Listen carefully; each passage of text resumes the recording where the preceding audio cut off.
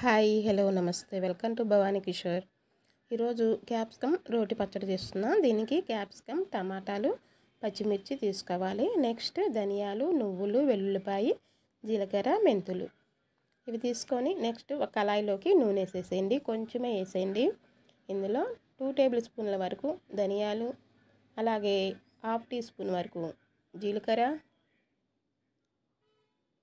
ఇవి కొంచెం ఫ్రై అయిన తర్వాత లో ఫ్లేమ్లోనే పెట్టుకోండి. మెంతులు కూడా యాడ్ చేసేసేయండి.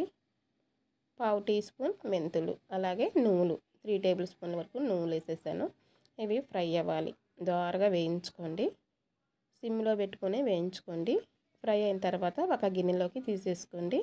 అదే కళాయిలో ఇంకొంచెం అంత నూనె వేసేసి పచ్చిమిర్చి ఇలా మధ్యలోకి కట్ చేసుకొని వేసుకోండి, లేకపోతే అవి చింది మొక్కన పడతాయి. పచ్చిమిర్చి వేసిన తర్వాత ఇందులోనే క్యాప్సికమ్ కూడా వేసేసుకోండి. ఇలా తరిగి పెట్టుకొని క్యాప్సికమ్ ముందే తరిగి పెట్టుకోండి. అన్నీ క్యాప్సికమ్ వేసేసి టమాటాలు మీడియం సైజు ఒక 2 యాడ్ చేస్తున్నా. ఇవి మంచిగా మెత్తగా అవ్వాలి.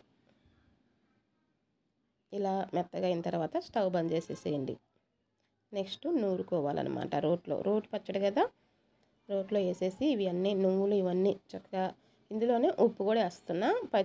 మొత్తానికి చట్నీకి మొత్తానికి సరిపడినంత ఉప్పు కూడా వేసేసి మెత్తగా నూరిన తర్వాత ఈ క్యాప్సికమ్ యాడ్ చేసుకోవాలి. అలాగే వెల్లుల్లిపాయలు కూడా వేసేసి మొత్తం కలిసి మంచిగా మెత్తగా నూరాలి. మరీ పేస్ట్లా కాకుండా మెత్తగా నూరండి, బాగుంటుంది. చాలా బాగుంటుంది రోట్లో నూరితే టేస్ట్. అప్పుడప్పుడు కుదిరినప్పుడు ఇలా రోట్లోనే నూరుకోండి, చాలా బాగుంటుంది. నెక్స్ట్ పోపు పెట్టుకోవాలి. కొంచెం నూనె వేసేసి పసుపు, పోపు దినుసులు వేసేసుకొని ఎండుమిరపకాయలు వేసేసుకొని పోపు రెడీ అయిన తర్వాత పచ్చళ్ళలోకి యాడ్ చేసుకోండి. అంతేనండి. దోశల్లోకి, రైస్లోకి, ఇడ్లీలో కూడా బాగుంటుంది. ఒకసారి ట్రై చేయండి. ఈ వీడియో నచ్చితే లైక్ చేయండి, షేర్ చేయండి, సబ్స్క్రైబ్ చేసుకోండి.